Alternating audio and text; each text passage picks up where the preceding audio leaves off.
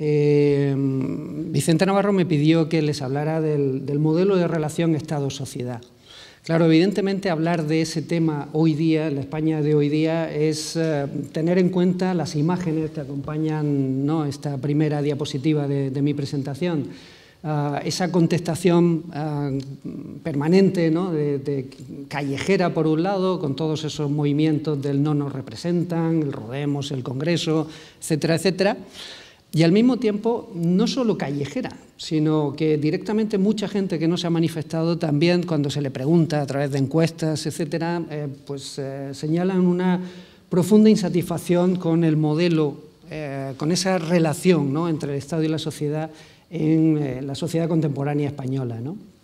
Bueno, les proponía analizar esto y hacerlo desde 3 puntos de vista. Quiero dividir mi conferencia dedicando no exactamente el mismo tiempo a cada una de las partes en estas 3 partes. La primera es hacer una pequeña descripción del contexto, ¿no? ¿En qué contexto estamos? ¿Cuál es la opinión que tiene la sociedad española sobre el momento que vivimos, sobre cómo funciona la democracia española, cómo funcionan las principales instituciones públicas del país?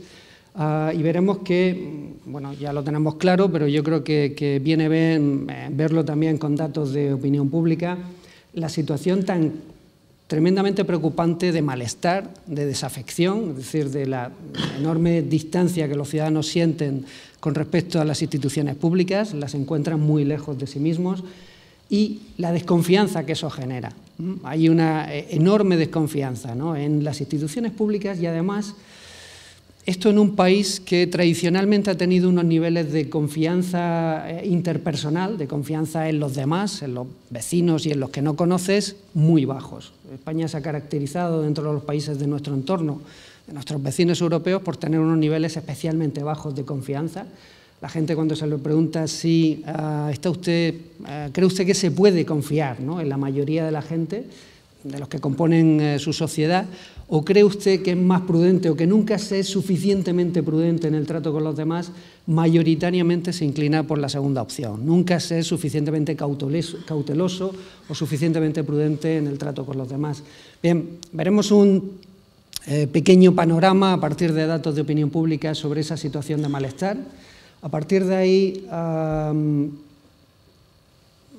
quiero, de manera lo más breve posible, hacer un diagnóstico de cuáles son las principales causas, no todas, son muchas, pero cuáles son las principales causas, las causas fundamentales de esa situación de malestar, y por tanto, a continuación, y cerraré mi conferencia con una tercera parte sobre, digamos, el reto que tenemos delante, ¿no?, el desafío que tenemos. Tenemos una situación que genera, en realidad, muchos riesgos.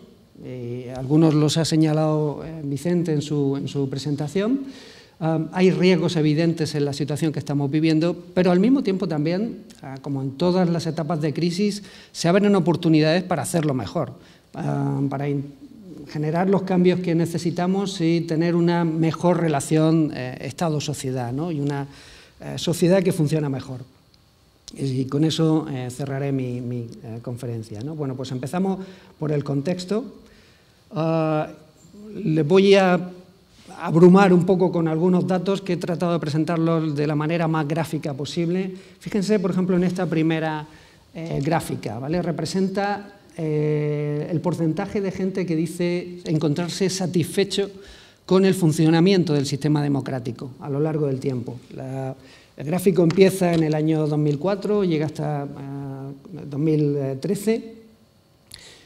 La línea azul, creo que se ve más o menos bien, la que no baja tanto es la media de la Unión Europea, de países de la Unión Europea, son datos del Eurobarómetro.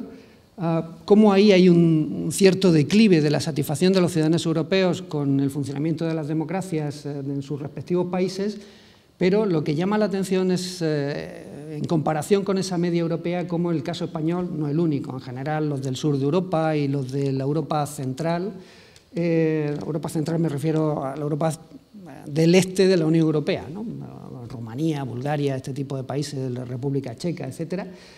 En todos estos países el declive en la satisfacción con el funcionamiento de la democracia ha sido mucho más acentuado. Ahí en la línea roja tienen los datos sobre España. En fin, un primer dato preocupante. Se está hundiendo la satisfacción que sienten los ciudadanos con el funcionamiento del sistema y eso no es una buena noticia, desde luego. Un segundo dato. Este es un indicador de confianza política que construye el CIS, el Centro de Investigaciones Sociológicas, a partir de esa pregunta en la que se utiliza prácticamente en todas las encuestas, donde se pregunta cómo valora la situación política en España, ¿no? Muy bien, bien, mal, muy mal. Bueno, a partir de eso se hace ese índice compuesto y, como ven, a partir del inicio de la crisis, sobre todo, o incluso con cierta antelación a la crisis, pero desde luego a partir de la crisis económica, a partir del año 2007, empieza a hundirse de manera también muy dramática la valoración que hacen los ciudadanos de la situación política. Es decir, la confianza que los ciudadanos tienen en las instituciones políticas, en los principales actores políticos, está decayendo hasta los niveles más bajos que hemos conocido nunca en estos 30 años de democracia y desde que celebramos este tipo de encuestas, ¿no? Otro dato igualmente preocupante, la famosa pregunta del CIS sobre la agenda, ¿no?, de los ciudadanos, cuando le preguntan cuáles creen ustedes que son los 3 principales problemas que tiene España. Evidentemente el problema número 1, esa curva que tienen por ahí arriba en azul un poco más claro, es el paro, es el desempleo normal, en la situación en la que estemos, que ese sea el principal problema para los españoles. Estamos en un entorno del 80% de gente que cita el paro como el principal problema de España, pero de las cosas más, en fin, interesantes y preocupantes al mismo tiempo es que el segundo problema está siendo desde hace pues ya prácticamente un año y pico, año y medio más o menos, casi 2 años, está siendo la corrupción. Un problema que es un guadiana y además que aparece muy pocas veces como entre los 3 principales problemas. Apareció en aquella oleada de escándalos que marcó el final de los gobiernos de Felipe González a mediados de los 90, desapareció de esos lugares del ranking y ha vuelto a aparecer precisamente en estos últimos momentos, ¿no? Ahora es el segundo problema y los datos que aparecen es la curva esa verde. Los datos que aparecen llegan solo hasta enero de este año, pero la curva se ha mantenido en esos mismos niveles de por encima del 40% hasta datos de septiembre de este año, que son los últimos disponibles. Se ha consolidado ahí como el segundo problema de España y es bastante significativo que la corrupción sea para los españoles el segundo problema, ¿no? El tercer problema, pero muy igualado con el cuarto, son los problemas económicos en general. El cuarto, de nuevo muy significativo, y ya digo, rondando también los mismos niveles que el tercero, es los políticos. Los políticos, los partidos políticos, la política en general como problema. De nuevo, también muy significativo de los tiempos que vivimos. Un dato más. A ver si... No sé por qué no esto.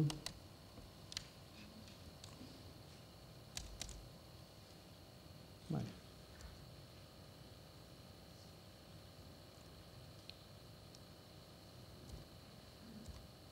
Bien. Datos de confianza en las principales instituciones del país. No he querido poner todas, hay algunas ahí, el Tribunal Constitucional, el Parlamento, la monarquía, los parlamentos autonómicos, los ayuntamientos, los gobiernos autonómicos, los medios de comunicación, los partidos, el Consejo General del Poder Judicial, las Fuerzas Armadas. En general, como ven, hay un declive de la valoración que hacen los ciudadanos cuando puntúan entre 0 y 10 qué le parece el funcionamiento de este tipo de instituciones. Hay un declive, de nuevo también muy preocupante, de la valoración que hacen los ciudadanos de todo este tipo de instituciones.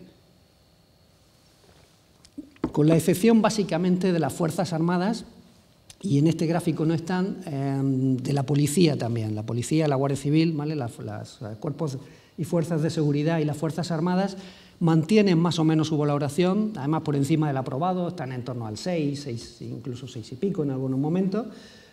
El resto de instituciones públicas, todas han bajado alarmantemente, ¿no?, de su posición. La última curva, la que tienen más baja ahí, es la valoración de los partidos políticos, que, como ven, ya era baja antes, sigue hundiéndose. Aquí no lo van a ver muy bien porque la curva de arriba, que está en un celeste que casi no se ve, pero es esa pregunta sobre los partidos, la valoración de los partidos. Ha estado siempre en el entorno de los 4 puntos sobre 10, por debajo de los 4 puntos. A partir de estos últimos 3 años se ha hundido. Estamos ya en niveles de 2, un 2 sobre 10. Es decir, que el suspenso que le ponemos a los partidos políticos es clarísimo. Y, de nuevo, no es una buena noticia. No es una buena noticia para enfrentar a los problemas que tenemos en común como sociedad, ¿no? Algunos indicadores más. Este es el indicador de la valoración del partido del gobierno y de la valoración del principal partido de la oposición. De nuevo, un declive brutal también, que está llegando a niveles que no hemos conocido nunca en estos 30 años. El grado de frustración y de malestar con la labor que desempeñan los principales partidos. No he querido ponerles la gráfica, hay otra gráfica también bastante llamativa sobre la intención directa de voto al Partido Popular y al Partido Socialista Obrero Español, y ven una gráfica parecida a esta, un hundimiento a la hora de que la gente declare que tiene intención de votar a alguno de esos dos partidos. Se ha hundido la intención de votar a esos dos partidos desde hace ya año y medio, 2 años, de manera muy alarmante, ¿no? En fin, la valoración no puede ser más baja, ¿vale?, por debajo de un 30%, ¿no? La corrupción. Aquí, esto es un galimatías, ¿vale? Ahora le pondré algunas animaciones para que se vea un poquito más claro, pero esto es una pregunta del Eurobarómetro con los valores de la percepción que tienen los ciudadanos europeos sobre el nivel de corrupción que hay en sus países. La media de la Unión Europea la tienen ahí, en la columna que queda a la derecha de esa raya negra que ha salido, ¿vale? En torno al 76%, que es mucho, 76% de los ciudadanos europeos como media piensan que el nivel de corrupción en su país es relativamente alto, bastante alto. ¿Pero qué pasa con España? Pues que estamos en el pelotón, ¿vale?, de cabeza de la percepción de la corrupción. Estamos con un valor del 95%, es decir, 9,5 de cada 10 ciudadanos en España piensan que el nivel de corrupción es muy alto. Estamos, si se fijan abajo en los países que están ahí junto a nosotros, pues solo nos sobrepasan Grecia e Italia. Grecia ya con un 99%, prácticamente todos los griegos ya piensan que el nivel de corrupción es alarmante. Italia con el 97% y luego estamos empatados con Lituania o con la República Checa en ese 95%. Es decir, un nivel de percepción de la corrupción tremendamente preocupante. Y España en realidad tiene problemas de corrupción muy graves, pero no tiene los niveles de corrupción que tienen aquellos países en los que pensamos cuando pensamos en países muy corruptos, ¿no? Países en los que necesitas pagarle un soborno al médico para que te atienda, tienes que pagar un soborno, un pago adicional al hospital para que te atiendan, tienes que pagar ¿vale?, al policía de tráfico para que no te multe, para que no te complique la vida. En fin, hay extorsiones en la vida cotidiana de los ciudadanos.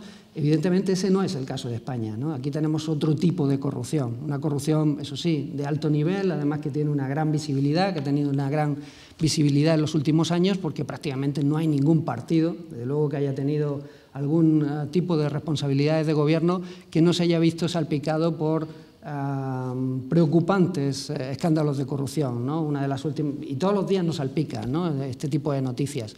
La última ayer mismo, ¿no?, con esa detención de uno de los hijos de Jordi Pujol, ¿no?, y el registro en los locales de sus empresas. Bien, me parece que estoy siendo, ¿vale?, muy pesimista, ¿no?, que les estoy metiendo una inyección de pesimismo. No es mi intención, desde luego, pero sí que seamos conscientes, ¿no?, de la situación en la que nos encontramos. Una valoración tan alta, ¿no?, de la percepción de la corrupción, de nuevo, no es ninguna buena noticia. Y el último dato que les quería poner, datos sobre confianza interpersonal. Esta pregunta de la que les hablaba antes. ¿Se puede confiar en la mayoría de la gente o nunca ser lo suficientemente prudente en el trato con los demás? Bueno, habitualmente hemos tenido unos niveles de desconfianza muy altos. Incluso en el último dato que tenemos de la encuesta mundial de valores, que es ya un poco antiguo, del año 2007, la última oleada que se ha hecho de esa encuesta, todavía bajó más. Solo el 20% de los españoles dicen que se puede confiar en la mayoría y el 80% que es más prudente no hacerlo. Muy preocupante. Si lo vemos con otros datos, con datos del CIS, ese declive parece no estar tan claro. Lo que sí hay es un mantenimiento de niveles de desconfianza muy alta, pero que sigue ahí. Simplemente el mantenimiento ya es una mala noticia. Es decir, si después de 30 años de régimen democrático no hemos conseguido fortalecer la confianza interpersonal, la confianza generalizada de unos con otros, en una sociedad como la nuestra, eso no es una buena noticia. Nos habla de que, bueno, ese régimen no está teniendo el rendimiento que debería tener. Un aspecto fundamental que facilita muchos de los problemas que nos encontramos en una sociedad es tener niveles de confianza interpersonal altos. Cuando una sociedad, cuando los miembros de una sociedad tienden a confiar en los demás miembros de esa sociedad, los problemas sociales son más fáciles de afrontar.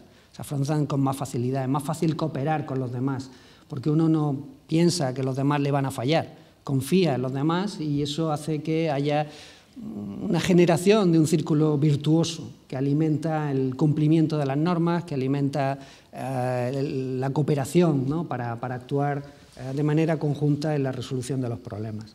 Bien, datos. ¿Qué podemos decir de todos estos datos que hemos visto, ¿no? Y ya les digo, donde no quería amargarles la mañana del viernes, pero que buena parte de ellos ya los conocen, ¿no? Aunque sea de una manera intuitiva, sabían que esa era la situación. Bueno, pues como he repetido, es una situación realmente preocupante, muy preocupante. Tener esa percepción de cómo funciona el sistema político por parte de los ciudadanos realmente es un problema, ¿no? Es un problema que da para reflexionar sobre él, ¿no? Los ciudadanos perciben eso, un distanciamiento enorme de las instituciones públicas con respecto a lo que son sus problemas cotidianos. Ven a las instituciones públicas muy lejos de sí mismos, de sus intereses. Y eso, ya digo, no es bueno. Además ven no solo un distanciamiento, sino que las instituciones públicas funcionan con mucha parcialidad. Ese nivel de percepción de la corrupción tan extendido, lo que nos está indicando también es eso, es que los ciudadanos critican de manera muy dura el funcionamiento de esas instituciones públicas, que ahí va cada uno a lo suyo, que van a sacar adelante sus propios intereses y no los intereses generales, ¿no?, los intereses de la ciudadanía. Bueno, cuando tenemos situaciones de este estilo, tenemos realmente graves problemas para que las instituciones públicas cumplan con lo que es su principal cometido. Si construimos un Estado es para que ese Estado favorezca la cooperación entre los ciudadanos, para que nos permita coordinar los intereses de unos con los intereses de otros, para que no acabemos, pues, como acabamos en los años 30, ¿no?, con una guerra civil de un tipo o de otro, ¿no?, que no acabemos en una situación de conflicto permanente de unos con otros. Tratamos de construir instituciones del Estado que nos permitan la cooperación, que nos permitan encontrar objetivos comunes, que nos permitan alcanzar metas entre todos y que nos permitan tener, en último término, una vida mejor, una vida más feliz. Esa es la aspiración. Bueno, cuando la percepción que tienen los ciudadanos es que las instituciones públicas se preocupan de temas que no son los suyos, actúan con parcialidad, las instituciones públicas no están cumpliendo su principal cometido, que es facilitar esa cooperación, esa coordinación. Y cuando eso sucede, en lugar de generarse ese círculo virtuoso del que les hablaba antes, de más confianza, más posibilidad de cooperar con los demás, más posibilidad de salir adelante con los problemas a los que nos enfrentamos como sociedad, se genera lo contrario, se genera un círculo vicioso en el que cada vez es más difícil salir de los problemas sociales. Cada vez la tentación de hacer la guerra por tu cuenta es mayor. Si yo estoy percibiendo que aquel que llega al ayuntamiento hace de su capa un sayo, saca el máximo partido a las competencias que tiene en el ayuntamiento, le facilita. El otro día leía un auto de procesamiento de un ayuntamiento de Tenerife, ¿no? Donde el alcalde ya se ponía de acuerdo con alguien de su propio partido en el cabildo de la isla, en el cabildo de Tenerife, para evitar que la casa de un primo del alcalde la tiraran porque estaba construida en terreno ilegal, ¿vale? Es decir, si utilizo mi acceso al poder para solventar mis problemas, etcétera, y eso es lo que voy detectando, cuando yo llegue al ayuntamiento, tendré una probabilidad mucho más alta de hacer exactamente lo mismo, ¿vale? Es un círculo que se alimenta a sí mismo. Los comportamientos oportunistas serán cada día más probables. El problema de eso es que finalmente la política acaba por convertirse en un juego de suma cero. Lo que gano yo es porque lo está perdiendo otro. Hay un conflicto permanente entre individuos y entre grupos. De nuevo, el círculo vicioso puede acabar en situaciones realmente preocupantes y, por desgracia, ya las hemos vivido muchas veces en nuestra historia.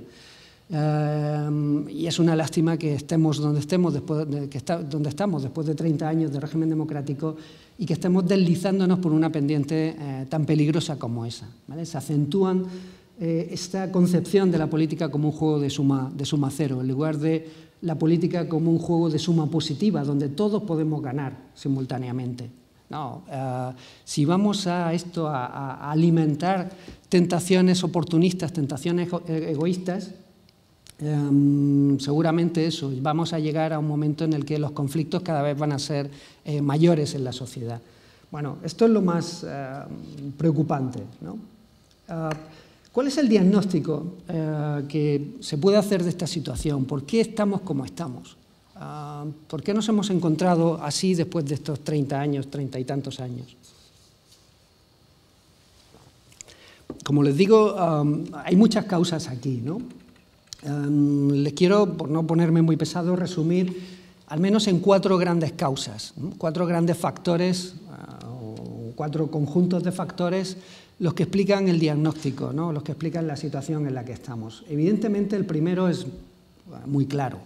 La crisis económica ha tenido un impacto enorme en este tipo de actitudes, ¿no? En que los ciudadanos españoles empiecen a ver o vean con más...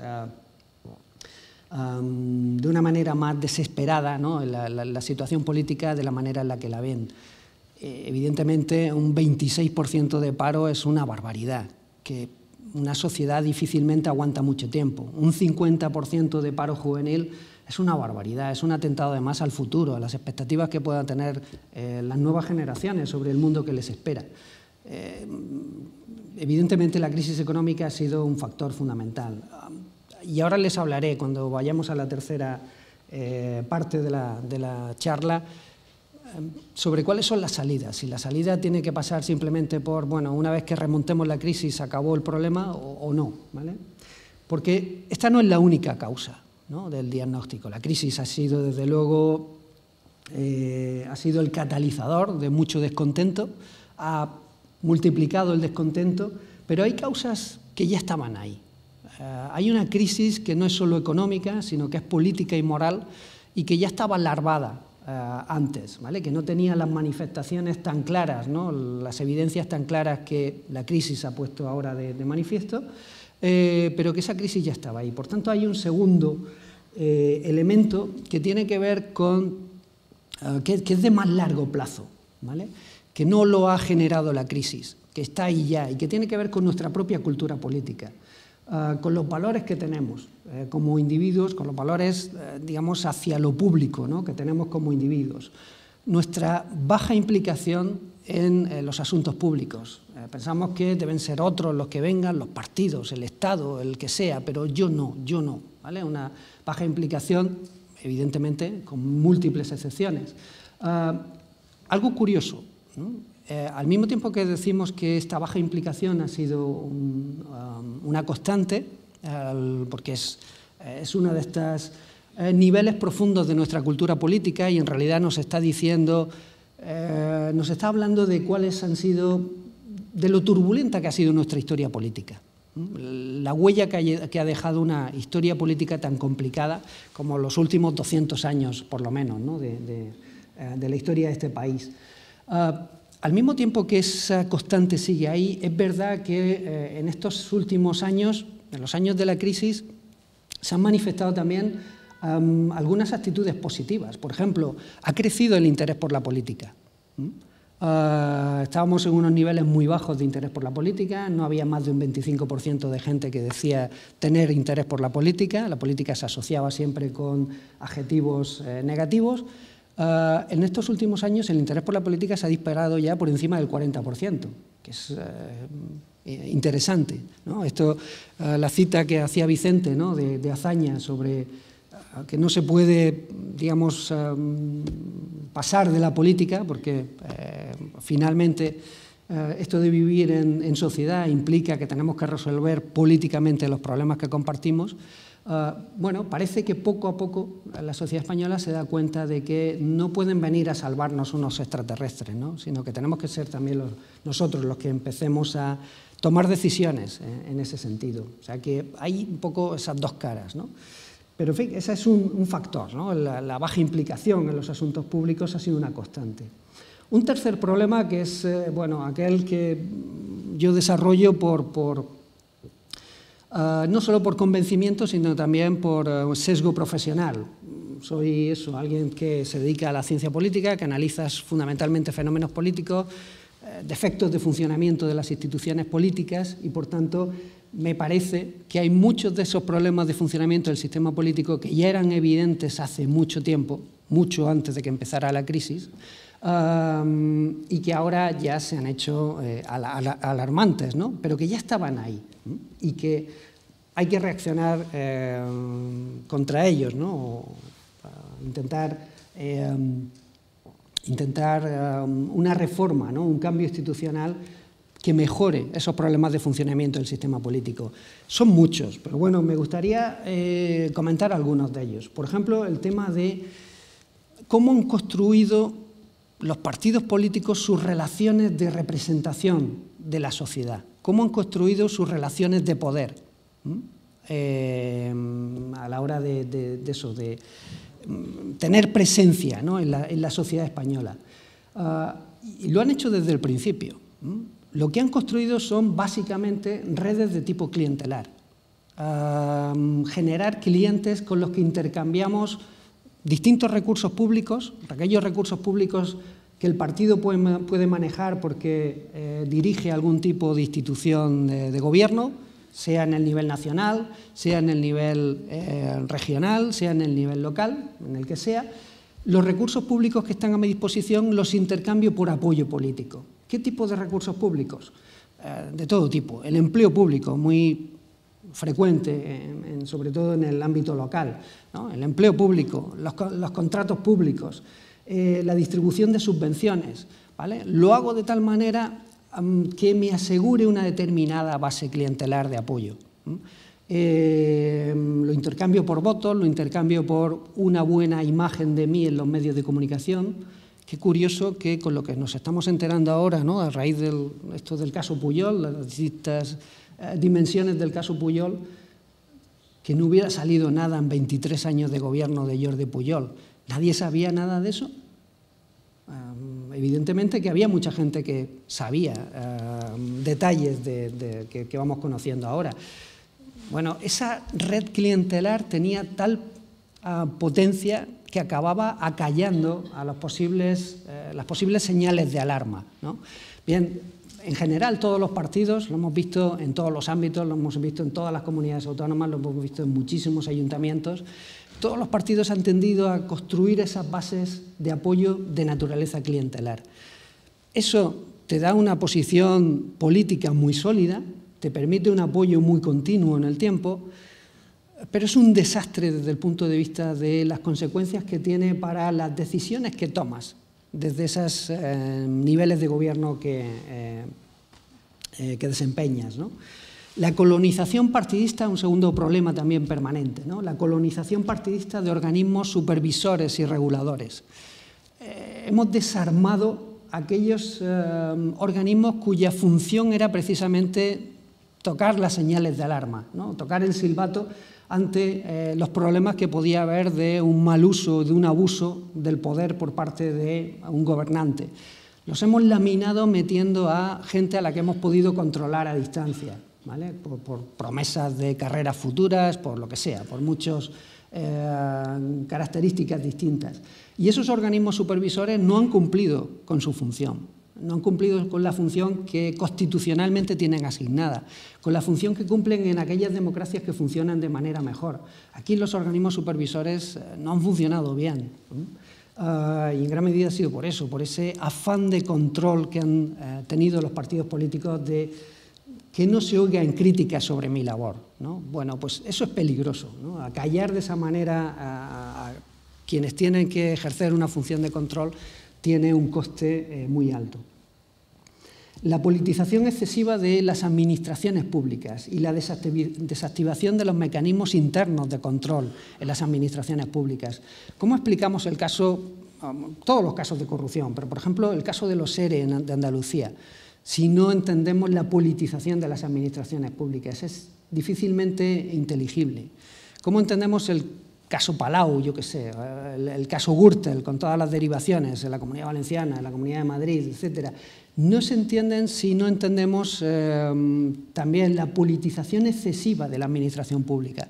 Evidentemente, las administraciones públicas en su cúpula tienen que estar politizadas. Son los ciudadanos los que eligen a quién quieren que dirijan la administración pública para fijar unas prioridades sobre otras, ¿no? Entre una agenda u otra se elige una determinada agenda, pero luego el funcionamiento cotidiano de esa administración tiene que ser muy profesional.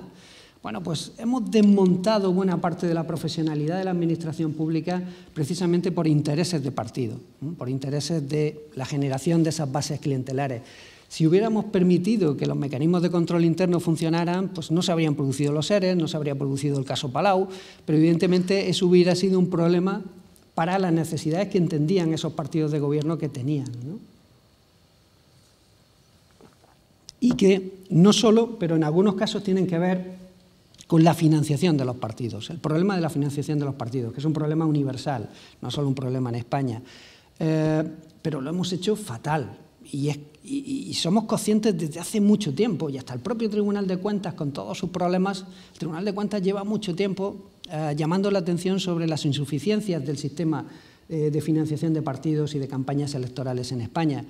¿Y qué hemos hecho? Pues hemos hecho una segunda ley, bueno, después de una primera ley a raíz de un caso de corrupción en los años 80, que es el famoso caso Flick, un caso en Alemania, que tuvo repercusiones en España.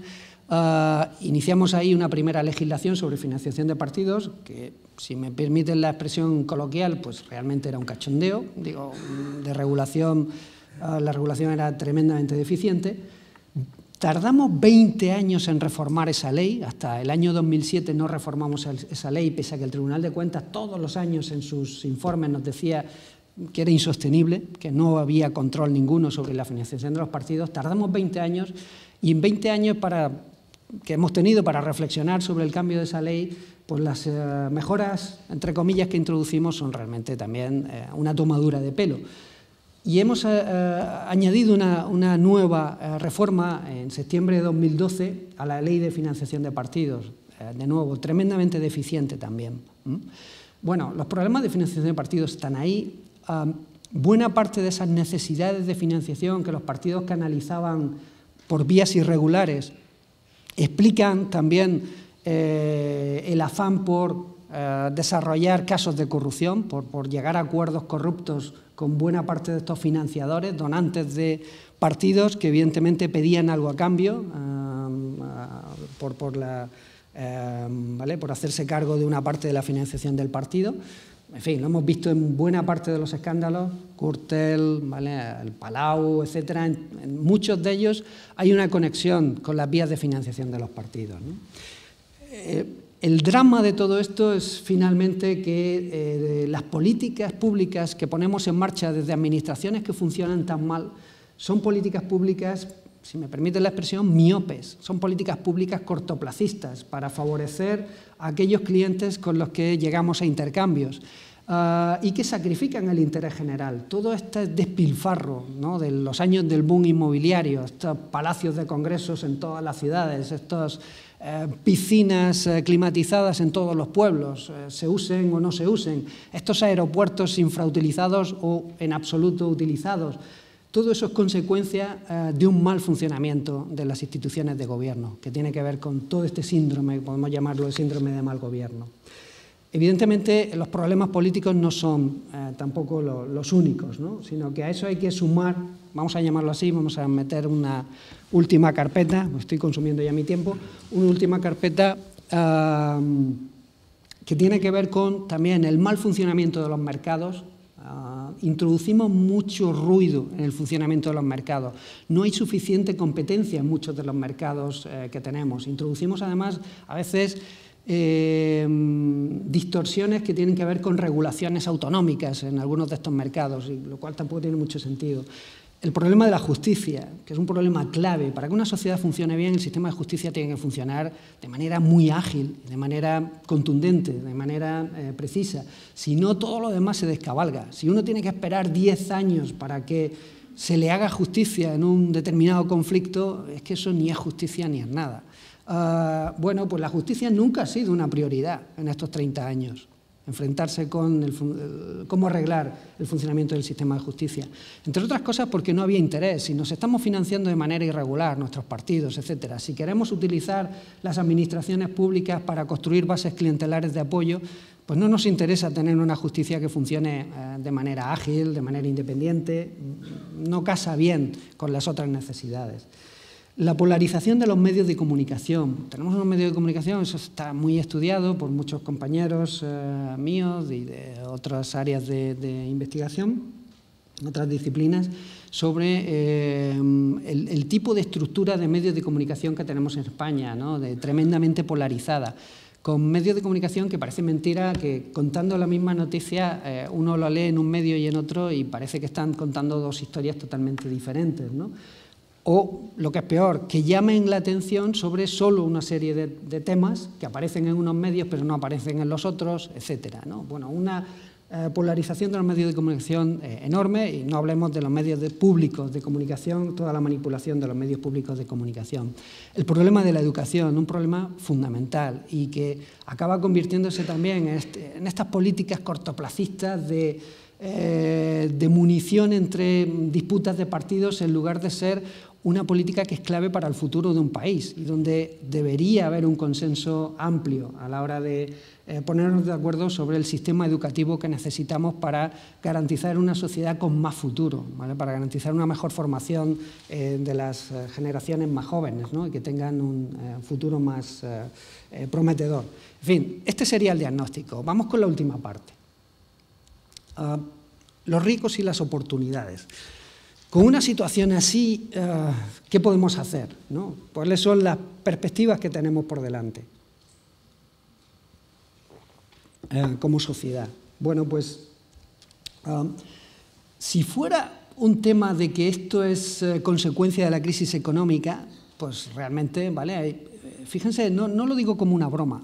Hay mucha gente en la política española, y les digo más, en el partido de gobierno, buena parte de la cúpula del partido de gobierno está convencido de que toda esta situación de malestar, de desafección, de desconfianza, empezará a desmontarse el día que se empiece a crear empleo de manera decidida.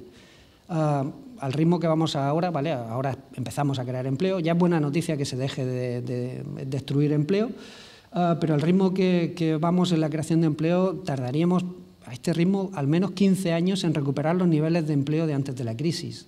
Bueno, largo me lo fiáis, más los años que ya llevamos de depresión. Supongamos que podemos salir de la crisis y crear empleo a una velocidad altísima mañana mismo. Mi posición es que eso no mejoraría algo las condiciones, pero la situación de malestar y de desafección seguiría estando ahí. Porque las causas no solo tienen que ver con la crisis. Como decía antes, la crisis ha catalizado el descontento, pero el descontento ya está ahí. Hace falta algo más que simplemente remontar la crisis económica. Y es más, con ese otro algo más tenemos también más capacidad para remontar la crisis económica, tenemos más capacidad para actuar como sociedad, para actuar conjuntamente, para resolver los problemas comunes.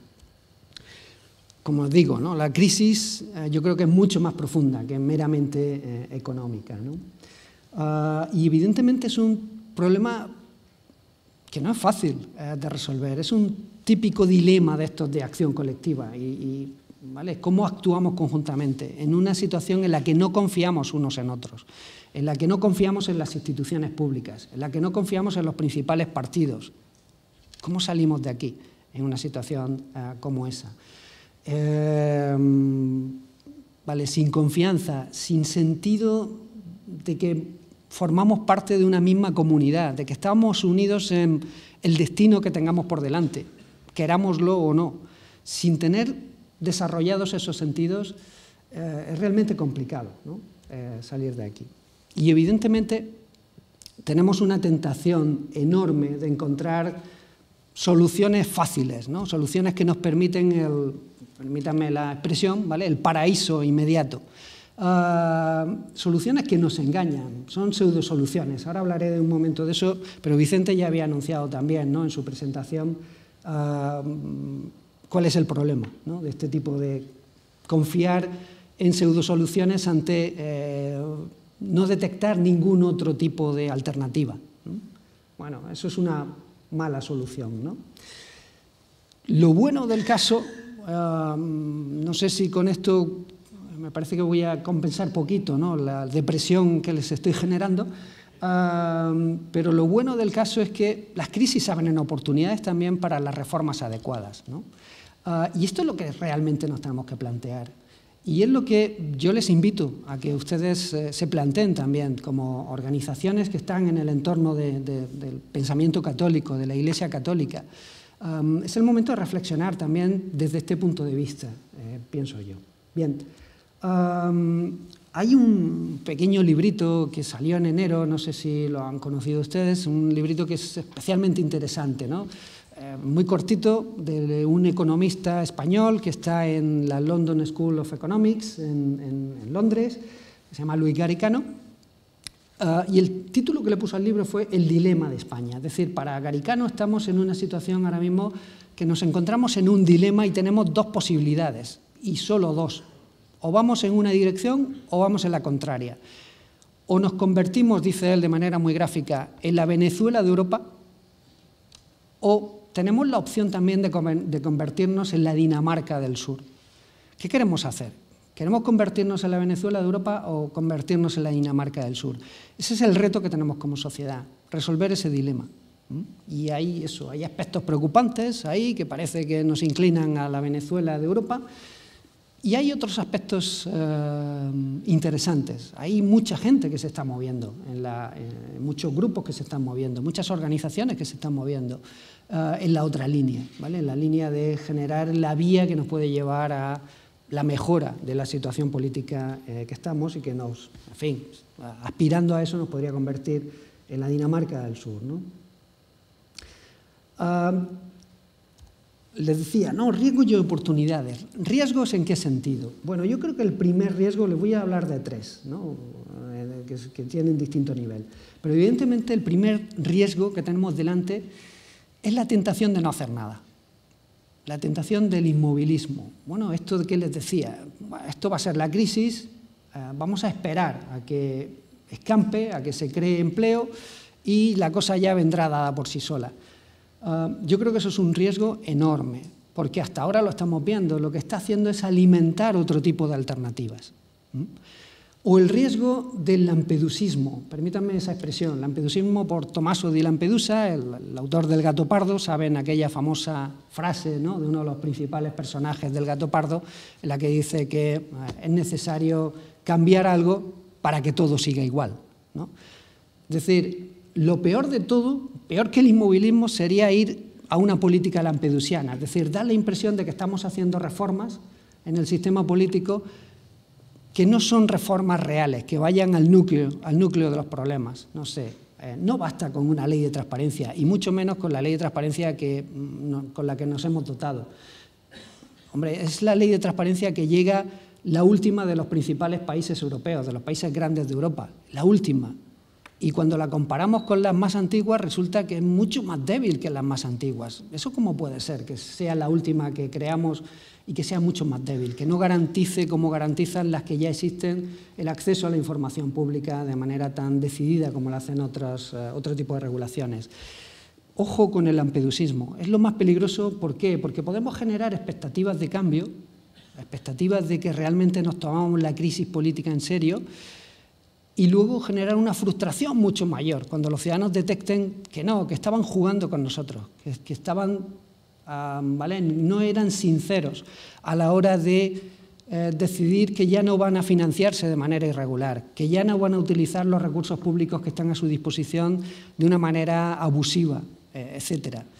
Si descubrimos otra vez eso después de que nos hayan prometido un programa de regeneración democrática, etcétera, etcétera, la frustración será mucho peor, ¿vale? El efecto rebote, el efecto boomerang será mucho peor y alimentará las otras alternativas, estas de las pseudosoluciones, ¿no?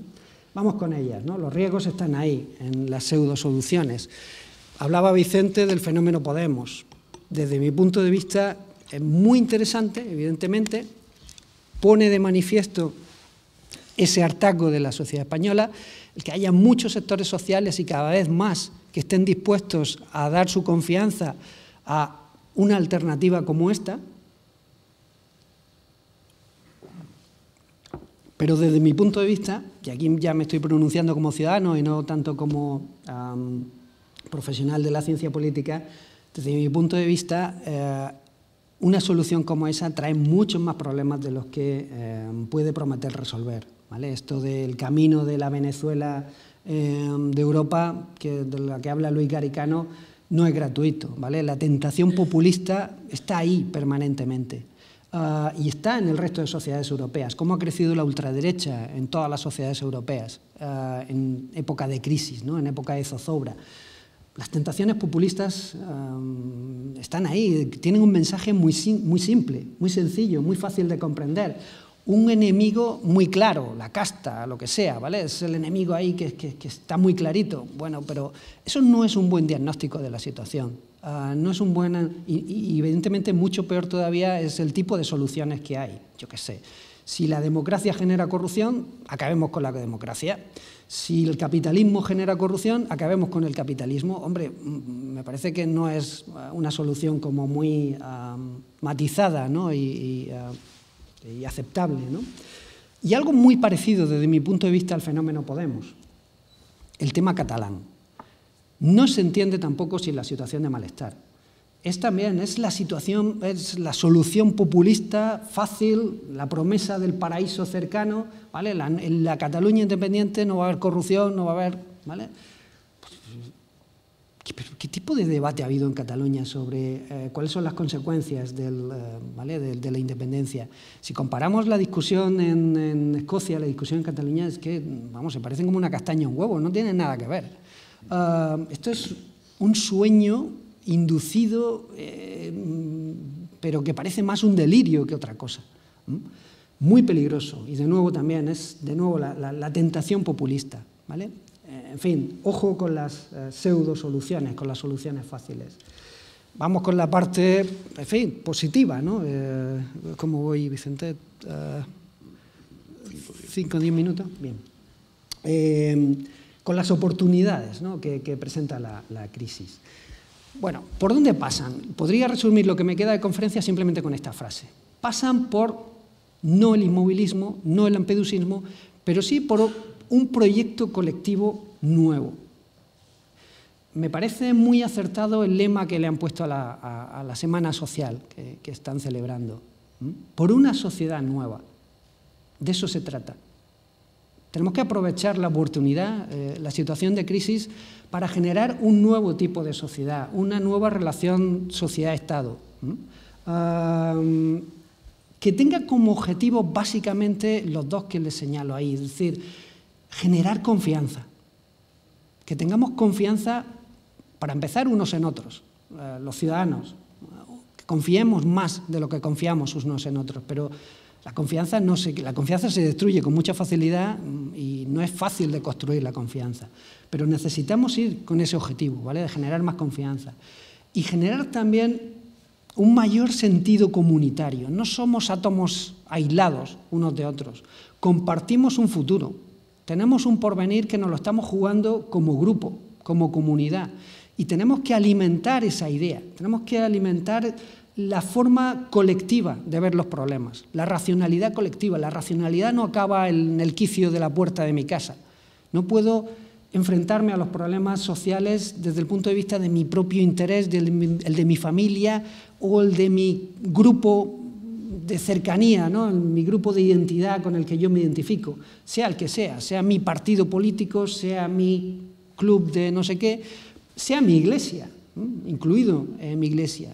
Yo creo que la Iglesia Católica también tiene que hacer el esfuerzo de trascender las fronteras de la propia iglesia, tiene que plantearse estos problemas desde el punto de vista del interés general de toda la comunidad, no solo de creyentes, sino de todos los que compartimos la sociedad española, ¿no? Aquí podría terminar, ¿vale? Pero de manera muy telegráfica les cuento. Ese proyecto debería articularse sobre 3 pilares, y con esto rindo un homenaje, al hablar de estos 3 pilares, a una persona que ha sido fundamental en mi formación y que ha sido también clave para que yo esté aquí sentado hoy, para que Vicente me invitara a mí, porque, ¿vale? Que es Víctor Pérez Díaz, un sociólogo eminente de la Complutense, que desarrolló una visión, un concepto de lo que es la sociedad civil, recuperando el concepto de sociedad civil que había desarrollado la Ilustración escocesa, Hume, Adam Smith, Locke, ¿vale? Este tipo de fantásticos pensadores. Un concepto de sociedad civil que es un concepto que no es sociedad civil frente al Estado, es un concepto que engloba a la sociedad y al Estado, en una articulación que hoy llamamos pues, democracia liberal, si quieren, ¿no? Bueno, dice Víctor Pérez Díaz que la sociedad civil, entendida de esa manera, tiene al menos 3 pilares. El pilar de las instituciones, ¿vale? El conjunto de instituciones que forman esa sociedad, que muchas veces nos pensamos que la sociedad civil acaba ahí, ¿vale? Solo en el conjunto de instituciones, en que tenga un gobierno responsable, es decir, que responda ante los ciudadanos y limitado por las leyes, limitado por las normas, que tenga un Estado de Derecho en condiciones, que tenga unos mercados que funcionen bien, que tenga una esfera pública de debate suficientemente decente, que nos permita realmente discutir de forma racional sobre los problemas que compartimos. No es solo ese juego de instituciones que son absolutamente necesarias, es que hay otras dimensiones que son igualmente importantes. Lo que él llama el soporte comunitario. No hay sociedad civil sin que exista un soporte comunitario, es decir, sin que los miembros, los que forman parte de esa sociedad civil, tengan un cierto sentido compartido de que pertenecen al mismo grupo. Hace falta eso, una cierta identidad colectiva para que una sociedad civil funcione en condiciones. Fíjense, llevamos 30 años de régimen democrático y en buena parte de esos 30 años, no diré que los 30 años, pero en buena parte de esos 30 años estamos constantemente con desafíos sobre las fronteras de la identidad colectiva. ¿No? Yo no soy español, yo no soy, ¿vale? Constantemente, una amenaza constante. Es un problema muy de fondo, ¿vale? Para el sostenimiento, ¿no? Del proyecto de sociedad civil. Identidad, pero no solo identidad, también un sentido de solidaridad. Importantísimo, ¿vale? No vale ya solo con yo me siento español, no, es que yo estoy comprometido con el resto de españoles. Cómo les vaya al resto de españoles, lo siento como mío, ¿vale? Es algo que debemos sentir como mío, ¿no? El sentido de solidaridad es un aspecto central para que el soporte comunitario de la sociedad civil funcione. Y por último, el tercer pilar tiene que ver con los sentimientos morales que tienen los ciudadanos, ¿vale? ¿Cuáles son las actitudes que tienen los ciudadanos? ¿Cuáles son los sentimientos morales adecuados para que la sociedad civil funcione en condiciones? Bueno, no voy a detenerme mucho, pero les diré, ¿vale? Comentando cada uno de esos pilares, con respecto a los cambios institucionales, en lo que se refiere, ¿vale? Hemos dicho como 4 grandes instituciones dentro de la sociedad civil: el gobierno, los mercados, la esfera pública y el Estado de Derecho, ¿no? Bien, ¿qué podemos decir así, en plan telegráfico de cada uno de ellos? Con el sistema político, ¿qué cambios institucionales necesitamos? Fíjense, no se los voy a desarrollar, simplemente les sugiero esta imagen. El tipo de reformas que necesitamos en el sistema político son el tipo de reformas que quedan un poco inspiradas por esa imagen. Ahí lo que tienen es un cuadro de un famoso episodio de la Odisea, ¿no? Es cuando Ulises consigue evitar la tentación de seguir a las sirenas, ¿no? Los cánticos de las sirenas que lo van a llevar a un acantilado y han llevado ahí a los barcos que han pasado antes por ahí, ¿vale? Todo aquel que se ha quedado seducido por el cántico de sirena ha acabado muerto, ¿no? En un choque contra el acantilado. Ulises lo que hace es atarse al mástil, ¿no? Los marineros se ponen cera de abeja en los oídos para que no les seduzca el cántico de las sirenas y siguen remando, y Ulises, que quiere oír el cántico de las sirenas, lo que hace es atarse al mástil para que no pueda, aunque quiera, aunque esté tentado de seguir a las sirenas, pueda seguirlas, ¿no? Bueno, ese es el tipo de reforma de tipo político que necesitamos. Necesitamos introducir estrategias de Ulises en el funcionamiento del sistema político. Es decir, necesitamos que los partidos se aten al mástil y no seguir las tentaciones clientelistas, ¿no? La tentación de generar bases de apoyo de tipo clientelar. Y eso se puede hacer, en fin, dificultando el uso clientelar, ¿no? De esos recursos públicos, bueno, por diversas vías que no me detengo, ¿vale? Por no consumir más tiempo. Los mercados. De nuevo una imagen. Esta imagen es de Luis Garicano. ¿Cómo funcionan los mercados en España? Y Luis Garicano pone una imagen. Los mercados funcionan en España así. ¿Detectan ustedes lo que se ve ahí en la foto? Es una foto un poco antigua, pero si ven un poco, diferencian un poco ahí, distinguen el escudo que hay en el palco ese, es el palco del Bernabéu, ¿vale? Garicano dice, en España la economía funciona, el tipo de economía, ¿no? El tipo de capitalismo que tenemos en España es el capitalismo del palco del Bernabéu. Es decir, lo que tenemos es un capitalismo de amigos, ¿vale? Un capitalismo de contactos. Aquí o tienes los contactos adecuados o si no, por muchas ideas fantásticas que tengas, poco tienes que hacer. Bueno, cuando tenemos una economía en la que los contactos tienen tanto peso, mucho más peso que la bondad de las ideas, tenemos un problema. Los mercados no funcionan con suficiente eficiencia, no generan la competitividad que deben generar, no alimentan la innovación que es el motor de la prosperidad económica. En fin, es un problema, ¿no? Bueno, los otros, el Estado de Derecho, pues, es uno de los objetivos fundamentales, reforzar el Estado de Derecho, tiene que funcionar mejor, y la esfera de debate público, que tampoco desarrollo. Segundo pilar, cambios en el soporte comunitario, lo que les decía, ¿vale? Reforzar el sentido comunitario, reforzar la identidad colectiva, el sentimiento de pertenencia colectiva, de que formamos parte del mismo grupo, de que compartimos un futuro, de que el destino, lo que nos depara el destino nos lo depara a todos conjuntamente y más vale que nos demos cuenta de eso y que juntemos fuerzas para pelear, pero también el sentido de solidaridad. No basta solo con la identidad, es decir, no puede haber grandes desigualdades en una sociedad si queremos que surja la confianza y que surja la solidaridad de unos con otros. Tenemos que pelear contra las fuentes de desigualdad y eso implica básicamente aumentar las probabilidades de la igualdad de oportunidades, luchar porque haya igualdad de oportunidades, de aquellos que tienen una situación de partida más desfavorable puedan tener las mismas oportunidades que quienes nacen más favorecidos. Es un objetivo fundamental si queremos realmente desarrollar el sentido de que pertenecemos al mismo grupo y fortalecer la confianza. Y por último, sentimientos morales. Las sociedades civiles se caracterizan por tener una mezcla, digamos, de dos tipos de sentimientos morales. Hay sentimientos que tienen que ver, que son de tipo egoísta, ¿vale? Y es muy importante que los haya, es decir, que a mí me preocupe mi futuro personal, el futuro de mi familia, que me preocupe el porvenir de mi familia, eso no es malo, siempre y cuando esté suficientemente equilibrado con un cierto sentido también de la colectividad, ¿vale? Es decir, las sociedades civiles se caracterizan por encontrar un equilibrio que es difícil entre esos dos conjuntos de sentimientos morales, los más egoístas, los más familiares, los más pequeños y el sentido también de responsabilidad por lo público. hay que equilibrar las dos cosas. Si nos vamos al extremo de todo lo público y mi familia ya no pinta nada, acabamos en un régimen de tipo totalitario, ¿vale? Donde todo finalmente está encuadrado. No es la solución.